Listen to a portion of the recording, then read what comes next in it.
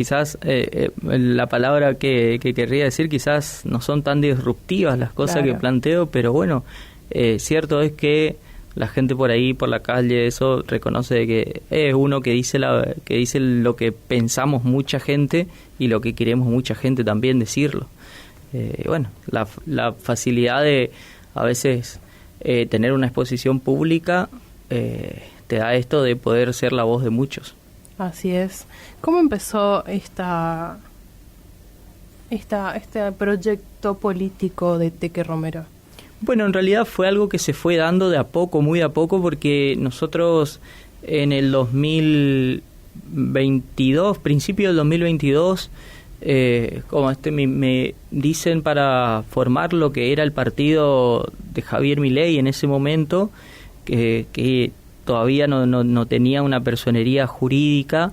Bueno, por mi rol de abogado me dicen si me animaba, que esto, que lo otro. Yo la verdad que estaba prácticamente yéndome del país con ciertos proyectos para emigrar, como muchos jóvenes, por así decirlo. Sí. Pero bueno, me fui metiendo hasta que en mayo me nombraron presidente del partido ese. Y bueno, llevamos adelante un proceso donde se empezó a hacer conocida la figura de Javier Milei. Primero éramos muy pocos los que de alguna manera militábamos las ideas de él, que pensábamos que también, aunque Javier puede ser que no llegaba, porque también era cierto que las chances en ese momento de Javier Milei no eran las mejores. Claro. Sin embargo, nosotros no solamente teníamos la esperanza de que se podía dar, ¿no es cierto?, pero también de mostrar a la sociedad que se podía hacer política de una manera distinta, sin ocupar los recursos del Estado, sin una militancia rentada, sino con las ganas de muchos jóvenes. En ese momento yo tenía unos 32 años aproximadamente, 33, y muchos jóvenes atrás con las ganas de cambiar lo que era el rumbo del país en ese momento. Entonces, bueno, eso se fue dando. Creíamos que después de Javier Milei tendría que haber una gesta también provincial donde instalemos exactamente lo mismo, y eso derivó en esto justamente. Javier Milei llega a la presidencia en el 2023 y nosotros decimos, bueno, tenemos la opción de hacerlo en Corrientes y tenemos que hacerlas con las personas correctas, porque más allá de las ideas, como decíamos antes de empezar el bloque, tiene que haber personas coherentes con esa idea para llevar cualquier proyecto adelante. Claro. Entonces, bueno, ahí fue donde se arma este partido, que es el partido ahora, donde yo no soy autoridad, porque muchos confunden, a veces me dicen el presidente del partido. Yo no soy ni presidente, ni vocal, ni nada.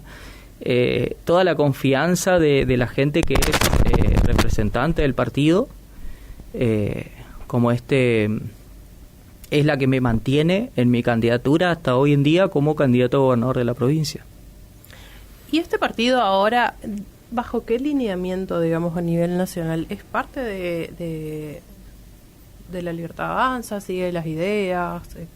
¿Cómo es? No, bueno, nosotros seguimos las ideas como referencia de lo que nosotros queremos para Corrientes. O sea, nosotros queremos que hacer negocio sea algo menos engorroso, que haya más inversiones en Corrientes, porque creemos que necesitamos más trabajo genuino, que muchos jóvenes se tienen que ir de la provincia porque no hay inversiones, que mucha de esa culpa tiene la clase política. Eso nosotros creemos, que debe haber un recambio generacional, que digamos la gestión estatal debe pasar por los servicios esenciales y quizás no por cuestiones superfluas, secundarias, que a veces el político le conviene más porque puede mostrar algo más que quizás hacer correctamente alcantarillados o zanjeos, por decirlo, en una gestión municipal. Esas cosas no se ven tanto como se ve una plaza. Sí. Y entonces se gasta demasiado recurso en mostrar una plaza, inaugurar una plaza, pero cuando llueve se inunda todo en los barrios. Entonces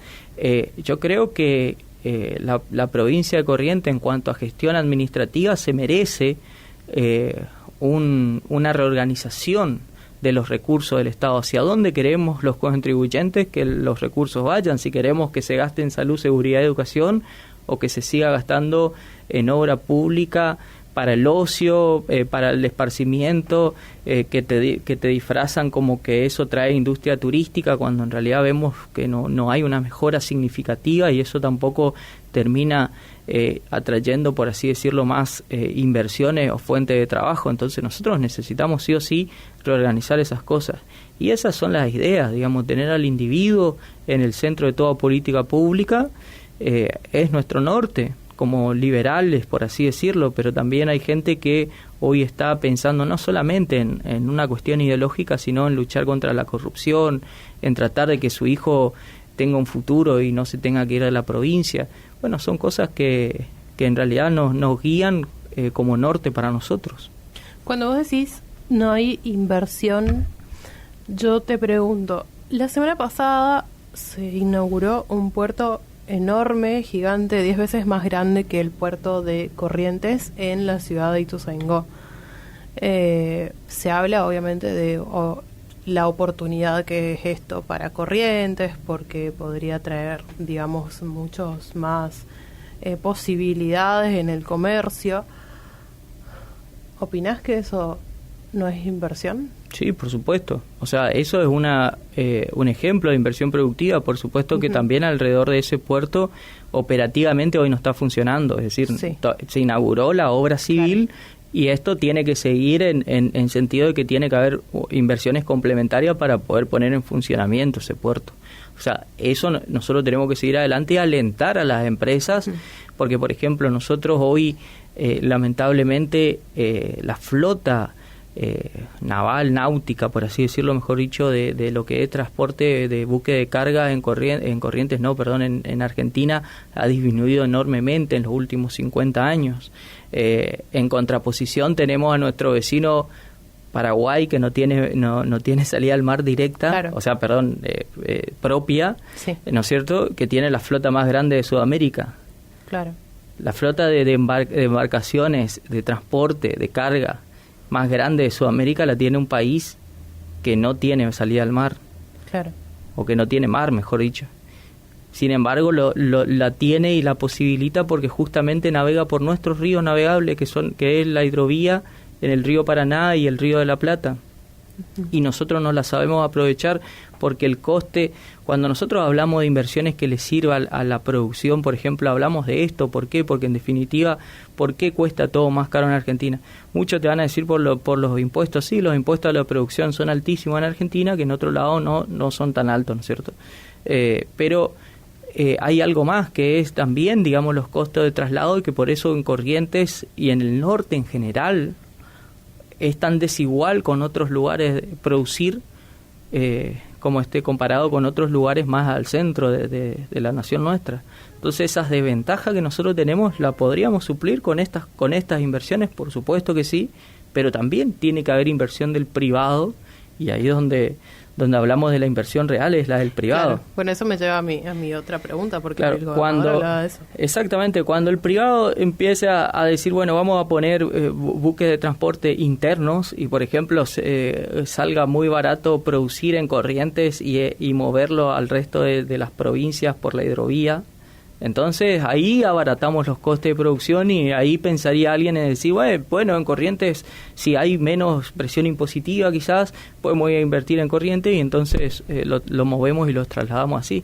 O sea, la logística es un costo grande en la producción si nosotros pensamos en ser algo más que una provincia que produzca materia prima y que pasemos a una industrialización. Entonces hay muchas cuestiones que tienen que ver con la inversión productiva, que es la que yo digo.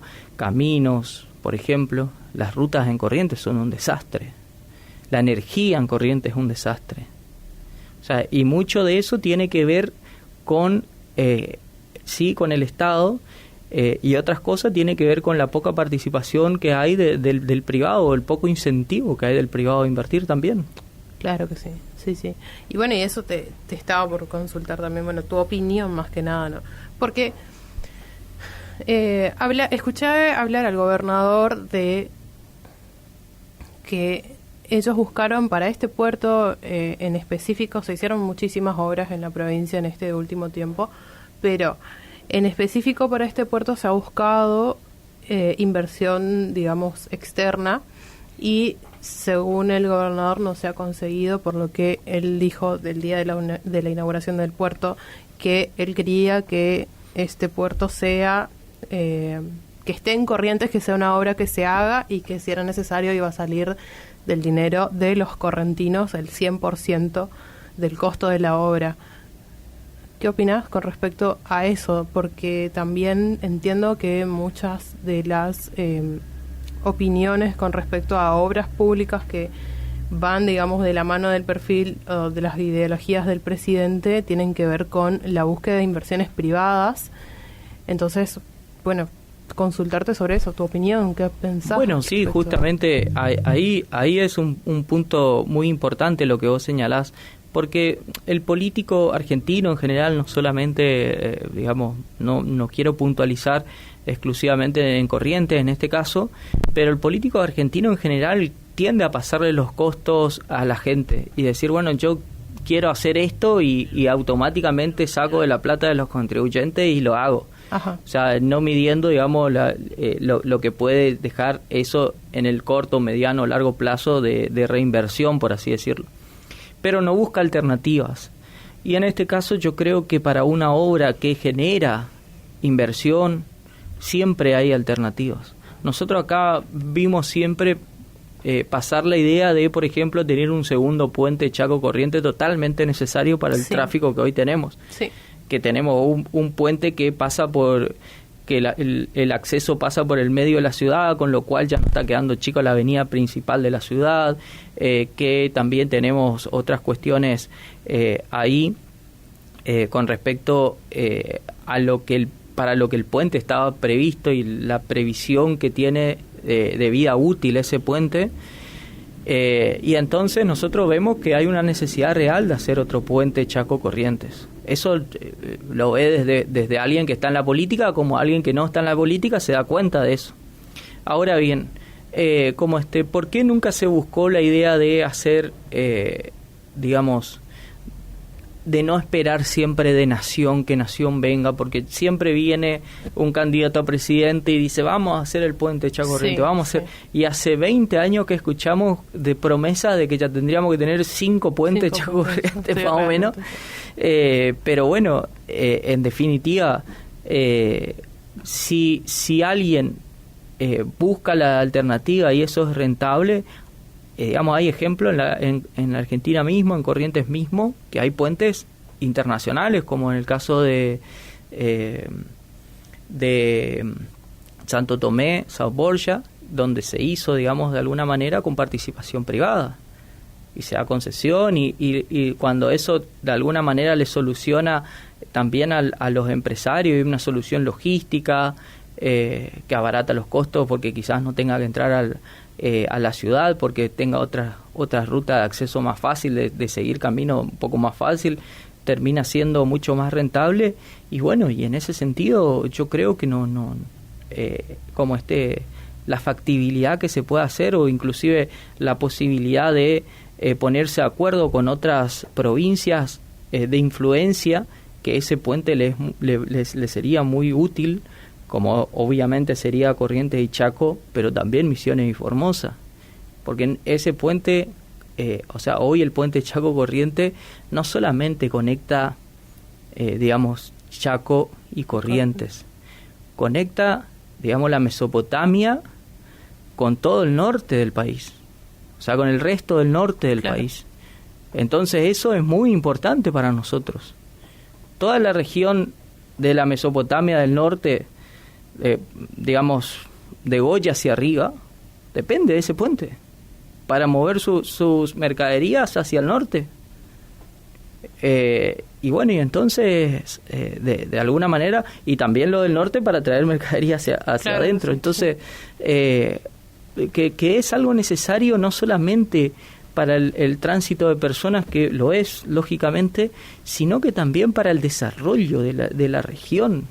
Entonces, regionalmente, incluso esas mismas provincias podrían aportar algo para poder construir ese puente, y otro día le tocará a otro emprendimiento productivo, otra inversión productiva en el caso de, qué sé yo, de infraestructura de caminos, como dije, de energía. Nosotros necesitamos rever cómo está la matriz de producción energética de la provincia y que por qué la energía que se produce en la provincia tiene que ir a nación, y después, por supuesto, que es algo que ya se firmó hace mucho tiempo y se está cumpliendo.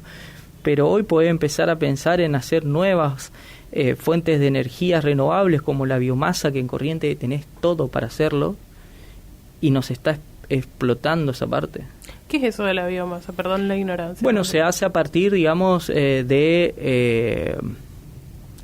digamos, masa orgánica, como puede ser, digamos, restos de árboles, o sea, basura, y se hace energía, se produce energía a partir de eso, digamos. Ah, mira. O sea, basura orgánica, ¿no es cierto? Claro, sí. O sea, entonces, esas cosas, digamos, se puede hacer en Corrientes con lo que es. De hecho, hay un lugar donde ya se hace, pero se hace muy poco porque básicamente, digamos, no está destinado a eso. Pero bueno, se usa un poco de eso para alimentar el propio consumo, de energía, en el caso de algunos lugares de Virasoro, algunas empresas que son forestales, industria forestal, digamos. Pero bueno, Corrientes tiene mucho para seguir creciendo, y hoy estamos entrando ya en otra era de la humanidad, y lamentablemente nos está acompañando en el sentido de la educación, de cómo queremos que Corrientes y que Argentina ingrese en esa nueva era, que es la de la IA, inteligencia artificial y robótica, que va a ser lo que va a marcar los trabajos de los próximos 20, 30, 40, 50, 60 años en adelante. O sea, nosotros estamos asistiendo hoy, siempre digo, lo que las personas en plena revolución industrial estaban viviendo, donde trabajos enteros quedaban totalmente obsoletos por ese momento, digamos, el uso de las máquinas industriales. Ahora, hace poquito nomás, hace unos días, vi que se hizo viral un video de una argentina en Japón, sorprendida porque llega a la recepción del hotel y la atienden dos robots, digamos. Bueno, sí, justamente eso lo escribió Andrés Oppenheimer en un libro hace ya casi 10 años, que Japón tenía el primer hotel que era, y ya hablamos de 10 años atrás, operado 100% por máquinas. Por máquinas. O sea, por robots. Y eso va a empezar a pasar. Para bien o para mal es la realidad que se viene, y nosotros tenemos que estar preparados para educar a los jóvenes en el manejo de la información de la IA, y también en lo que va a ser, digamos, el uso de la robótica, y no quizás preparar para empleos que existían hace 20 o 30 años atrás. Y el problema no con nuestro, digamos, con nuestro sistema educativo, que no tiene que ver exclusivamente con la provincia, eso es cierto, que tiene que ver con nación, porque sabemos que las currículas se fijan en nación. Claro. Entonces hay muchas cuestiones que nosotros tenemos que empezar a abordar, pero son discusiones que lamentablemente no se dan porque siempre se discuten la política de los nombres, la política de las alianzas y todas las cuestiones que atañen realmente a la vida de la persona, del ciudadano, digamos, del individuo, terminan en un segundo orden para los políticos, y ahí es donde nosotros decimos que nosotros venimos a hacer una política distinta. De hecho, vamos a presentar nuestra plataforma de campaña, que yo no sé si alguien en la provincia, en los últimos años de campaña, por lo menos que yo haya visto, alguien haya presentado una plataforma de campaña. ¿Qué es esa plataforma? Bueno, nosotros vamos a presentar programáticamente, un documento donde está programáticamente lo que nosotros queremos hacer en 4 años de gestión. Ajá. O sea, qué queremos hacer y cómo lo vamos a hacer. La forma de implementar tecnología, por ejemplo, en la seguridad, o sea, que los policías estén más capacitados y también más más equipados, que justamente el docente. Aparte que hay una cuestión también que es salarial, que siempre van a ir a la cuestión salarial, pero nosotros, obviamente que cuando decimos que nosotros queremos cerrar algunos ministerios para usar esa plata en salud, seguridad y educación, está descontado que vamos a aumentar y vamos a reordenar también lo que es hoy el salario de los médicos, enfermeros, docentes, y policías. Claro. Pero más allá de la cuestión salarial hay que discutir también otras cuestiones. O sea, no es que solamente se mejora la educación mejorándole el sueldo al maestro. O sea, es el principio, sí, porque por lo menos no vas a tener maestros que están con la cabeza quemada porque tienen que tener un triple turno. Pero después también tenemos que hacer algunas reformas a la burocracia del sistema, de cómo ingresar a que sea más competitivo realmente, o sea, y que sea más transparente, que no sea tan a dedo, por decir eso, que eso también mejoraría la calidad. Y por supuesto que esto de cómo integrar la tecnología a la educación, verdaderamente, no regalando computadoras nomás, porque en definitiva eso, digamos, no hace que la tecnología se integre como parte de la vida del ciudadano, sino como integrarla para que esa sea una herramienta más con la que el niño se va a desenvolver durante toda su vida. Hoy nuestros celulares, mirá, yo tengo acá los celulares y prácticamente que funcionan como una extensión nuestra, digamos, que lo pensamos y automáticamente buscamos algo en el celular o lo que sea. Claro, sí. Es decir, y los jóvenes va a ser eso triplicado por 20 con el uso de la inteligencia artificial cada vez que necesiten algo. Claro. Entonces, el correcto uso, el manejo, la ética del uso de la robótica y de la inteligencia artificial, todas esas cosas uno tiene que empezar a ver y a tratar otras cuestiones que no se tratan en la escuela, como la inteligencia emocional, cómo ser resistentes y resilientes al fracaso. Claro. O sea, cosas que no te enseñan hoy, y vos ves muchos jóvenes con depresión, con ansiedad, con distintos tipos de trastornos que no terminan siendo funcionales después, o no terminan alcanzando el máximo de sus capacidades. Pero te hablo, nos fuimos un poco de tema. Un programa de gobierno forma parte de esa plataforma de campaña que nosotros queremos mostrar. Y el día 11 de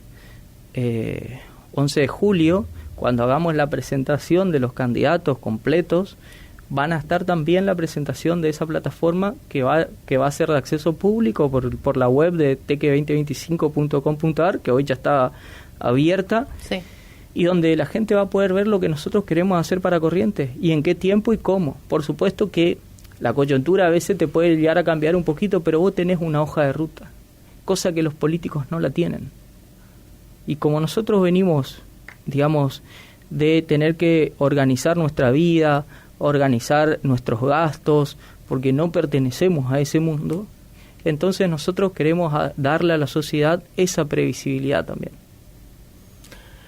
Ya que estamos metiéndonos un poquito más en lo político, habrás visto, ¿no?, que este último tiempo se armó un revuelo con el tema de aquellos partidos que estuvieron en algún momento aliados al oficialismo provincial y se abrieron conformando este tan mencionado Grupo Alondra en su momento. No sé si ahora tendrá el mismo nombre, porque eso es algo que estábamos hablando hace un par de programas, pero más o menos son, digamos, diferentes referentes de partidos que tal vez siguen más o menos la misma ideología liberal, libertaria, por ejemplo, Encuentro Liberal, Partido Libertario.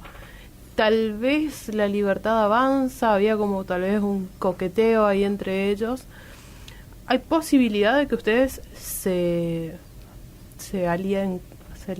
terminen aliando con ellos? No, porque de hecho ya el cronograma electoral cierra hoy y ya no hay ninguna posibilidad de alianza con ellos, o sea, no va por ahí nuestro camino. Uh-huh. Yo creo que, como dije, digamos, para vos poder desarrollar unas ideas o un conjunto de ideas, vos elegís personas, ¿no es cierto? Sí. Es decir, cuando vos encarás un proyecto, vos decís, bueno, ¿quién puede colaborar en el proyecto? Y tratás de elegir a las personas que vos creés que pueden representar mejor ese proyecto. Y en ese sentido no nos sentimos representados por la gente que hoy acá integra La Libertad Avanza, o alguno de los partidos que, digamos, más allá que, por supuesto, que hay multiplicidad de personas y alguno puede ser, digamos, no quiero caer en una generalización, claro, pero sí vemos que las cúpulas, digamos, están cooptadas por la vieja política y por un reciclado político que en muchos casos vienen del peronismo, por ejemplo, que son en principio ideas contrarias. No quiere decir que todas las ideas, porque siempre en algún punto coincidís con alguien, y aunque sea que coincidís en muchos puntos, en algún punto no coincidís con otras personas. Claro. Entonces, lo que yo digo es, vos no dejarías, digamos, por más que te digan que se haya rehabilitado a alguien que, digamos, moralmente insano, por no decir otra palabra, a cargo de, por ejemplo, no sé, una guardería. Entonces, alguien que vivió del Estado, que meta a toda su familia en el Estado, que hace política de la manera que decíamos al principio, con militantes pagos, con recursos del Estado, de manera poco clara, inclusive en muchos casos, como recibiendo donaciones y no sabiendo a dónde fueron esas donaciones del Estado. Entonces, ese tipo es una persona que no está rehabilitada de su pasado político y hoy quiere mostrarse como algo nuevo. Nosotros no estamos de acuerdo con eso. O sea, si hoy Lisandro Almirón, por ejemplo, se muestra como la cara del cambio de corriente, entonces ese no es un cambio real. Un cambio real es con personas nuevas y de ficha limpia. Uh-huh. ¿Qué le dirías a la audiencia para que te vote? Bueno, que hoy nosotros estamos en un proceso que yo entiendo que la sociedad ha tomado inicio en el 2023, de buscar personas capaces en cada una de las áreas, que nosotros venimos a dar un proyecto y una pelea distinta. Y en ese sentido, como te dije, pretendemos inclusive mostrar lo que queremos hacer, que capaz muchos no estén de acuerdo, puede ser, pero por lo menos pueden debatir con nosotros las ideas y no están debatiendo qué nombres, qué eslogan, qué esto, qué lo otro. Entonces, a la sociedad que nos dé una oportunidad de conocernos, de saber quiénes somos, cómo trabajamos, de que somos personas nuevas, con ficha limpia, porque no necesitamos una ley para que haya ficha limpia dentro del partido. Eso empieza, digamos, el orden empieza por la casa. Claro. Y en ese sentido, si nosotros proponemos personas que tienen ficha limpia, no necesitas ninguna ley. O sea, en definitiva, nosotros queremos darle una alternativa a la sociedad. Y mi compromiso siempre fue que esa alternativa esté en el cuarto oscuro, y hoy lo estamos cumpliendo porque va a tener la posibilidad la sociedad de votar algo distinto. Gente nueva, repito, vamos a tener candidatos a senadores, candidatos a diputados, candidatos a intendentes, candidatos a concejales. Y te doy una más. Los candidatos a concejales de nuestro partido en Capital fue elegido por concurso público. Ah, mirá vos, ¿cómo fue eso?